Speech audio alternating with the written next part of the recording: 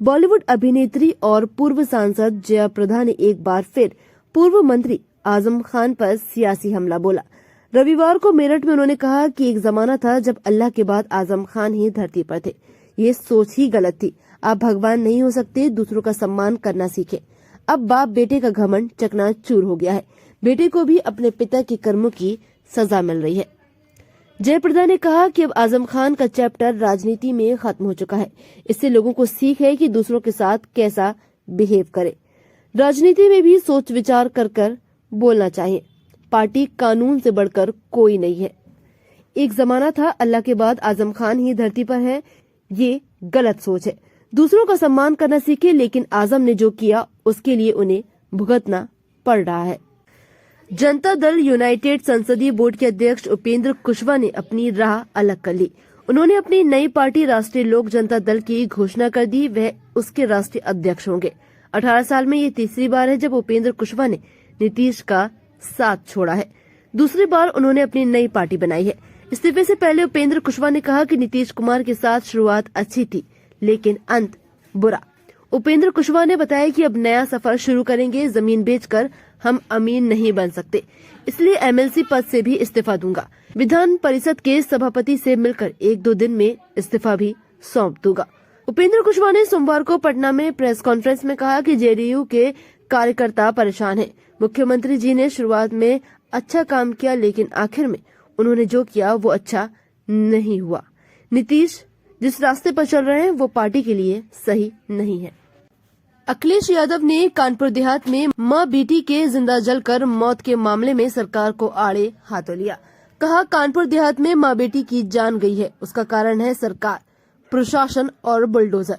क्या आज के समय में बुलडोजर चलाएंगे? आप बुलडोजर लेकर घूम रहे हैं और उम्मीद करते हैं कि इन्वेस्टमेंट आएगा।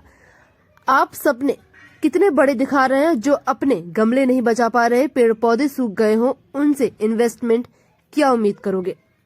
अखिलेश ने जातीय जनगणना की मांग को एक बार फिर दोहराया है।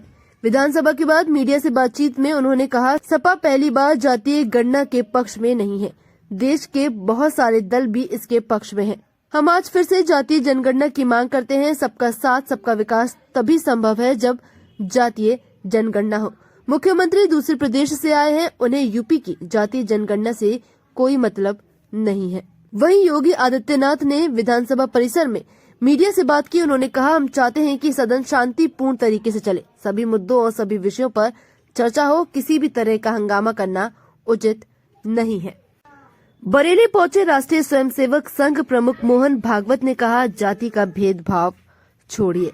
हम सभी हिंदू हैं। जो दूसरी जातियां अलग अलग धर्म अपनाए हुए हैं, उनके पूर्वज भी हिंदू थे। हमें विभिन्न जातियों, पंथ, भाषाओं और क्षेत्रों के परिवारों के साथ मित्रवत संबंध बनाकर उनके साथ नियमित रूप से मिलन, भोजन और चर्चा करनी चाहिए। मोहन भागवत महात्मा ज्योतिबा फूले रोहिलखंड विश्वविद्यालय के अटल सभागार में रविवार को आए थे। नर्मदापुरम में वीर गोडसे जिंदाबाद के नारे लगे। यह अखिल भारत हिंदू महासभा के महासचिव ने कहा, निश्चित तौर पर गोडसे को इस राष्ट्र का आदर्श होना चाहिए, क्योंकि उनका मानना था कि राष्ट्र सर्वोपरि है। कार्यक्रम में नारे लगाते हुए कहा कि अंबाला से आई आवाज, वीर गोडसे जिंदाबाद। दरअसल अंबाला जेल में गोडसे को फांसी दी गई थी, इसलिए नारे में अंबाला का जिक्र किया गया है। मामला इटारसी में आयोजित कार्यकर्ता सम्मेलन और स्वाभिमान सभा का है। इस सम्मेलन का आयोजन इस रविवार को मेरा गांव रोड स्थित एक गार्डन में किया गया। इसमें संगठन के राष्ट्रीय महासचिव देवेंद्र पांडे ने कहा कि नाथूराम गोडसे के इतिहास को छिपाया गया है। मैं चैलेंज करता हूं कि जो लोग गोडसे को हत्यारा मानते हैं, प्रामाणिकता के आधार पर प्रेस के सामने मुझसे बात करें। दूध का दूध और पानी का पानी हो जाएगा। उन्होंने कहा कि गोडसे हिंदू महासभा के कर्मठ नेता थे। उन्होंने गांधी को पिता तुल्य माना था। उन्हें सिर्फ एक लाइन में हत्यारा कह देने से वो हत्यारे नहीं हो जाते। देवेंद्र पांडे ने कहा कि विश्व में ऐसे कोई व्यक्ति नहीं हुआ जिसे सजा सुनाने के बाद जज ने अंतिम फैसला करते हुए त्याग पत्र दे दिया हो। निश्चित तौर पर गोडसे को इस राष्ट्र का आदर्श होना चाहिए, क्योंकि उनका मानना था कि राष्ट्र सर्वोपरि है।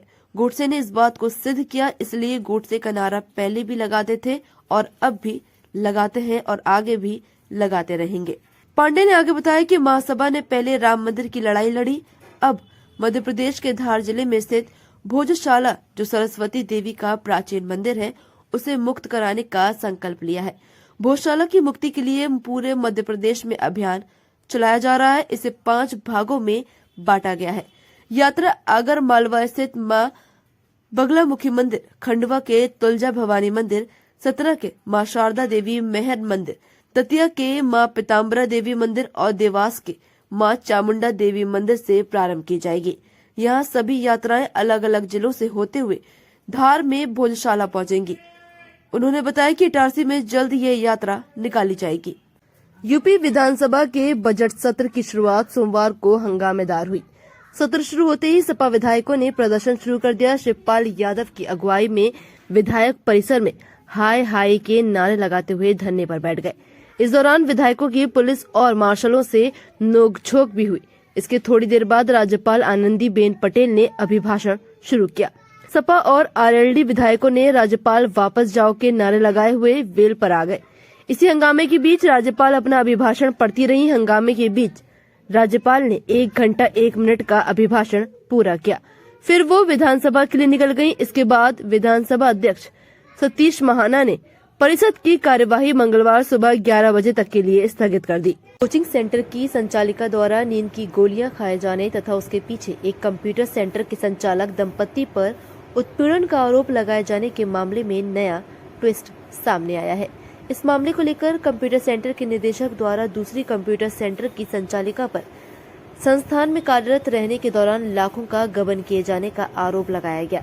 इस संबंध में पुलिस अधिकारियों को प्रार्थना पत्र देकर पूरे मामले की निष्पक्ष जांच किए जाने की मांग की गई है।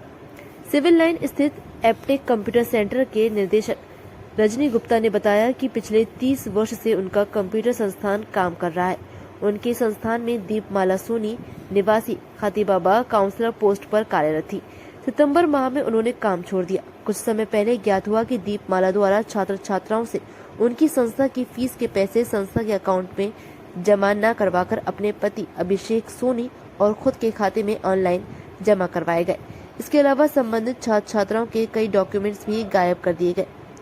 इसकी जानकारी संस्थान के एक छात्र नितेश ने खुद दी। इसके बाद नितेश ने उन्हें रसीद दिखाई जो फर्जी थी। उन्होंने बताया कि यह कई छात्र छात्राओं के साथ किया गया है, जिसका खुलासा परीक्षाओं के समय वेरिफिकेशन के दौरान सामने आया, जब छात्र छात्राओं के पास अनापत्ति प्रमाण पत्र नहीं मिला। उन्होंने आरोप लगाया कि कुछ छात्र छात्राओं के दीपमाला द्वारा बमुश्किल पैसे वापस किए गए। इसके बाद दीपमाला द्वारा कुछ छात्रों की पुलिस में फर्जी शिकायत भी की गई, जो बाद में झूठी पाई गई। प्रार्थना पत्र में रजनी गुप्ता ने पूरे प्रकरण की गहराई से जांच कर कार्रवाई किए जाने की मांग की है। झांसी में सड़क हादसे में पति पत्नी की दर्दनाक मौत हो गई। उनकी शादी करीब 10 माह पहले हुई थी। वे बाइक से एक बर्थडे पार्टी में शामिल होने के लिए जा रहे थे। समथर थाना क्षेत्र में अज्ञात वाहन ने उनकी बाइक को टक्कर मार दी। हादसे में पत्नी की मौके पर ही मौत हो गई, जबकि पति ने महारानी लक्ष्मीबाई मेडिकल कॉलेज में इलाज के दौरान दम तोड़ दिया। पुलिस ने पोस्टमार्टम करवाकर शव परिजनों को सौंप दिया है। दतिया के पंडोखर निवासी राघवेंद्र दोहरे पुत्र किशोरीलाल मजदूरी करता था। अप्रैल 2022 में उसकी शादी मोट के अशोकनगर निवासी अभिलाषा से हुई थी। अभिलाषा के भाई सुनील ने बताया कि मेरे साले पंकज जालौन के कमतरी सेसा गांव के रहने वाले हैं। रविवार को पंकज के बेटे का बर्थडे था। बहनोई राघवेंद्र और बहन अभिलाषा को बर्थडे पार्टी में जाना था। दोनों बाइक से पहले मोट आ रहे थे, फिर उनको परिवार के साथ कमतरी सेसा गांव जाना था। परिजनों ने बताया कि समतर और बहादुरपुर गांव के बीच अज्ञात वाहन ने उनकी बाइक को टक्कर मार दी। टक्कर के बाद बाइक आगे जा रही ट्रैक्टर ट्रॉली से जा टकराई। हादसे में अभिलाषा की मौके पर ही मौत हो गई, जबकि राघवेंद्र घायल हो गया और उसने इलाज के दौरान अपना दम तोड़ दिया।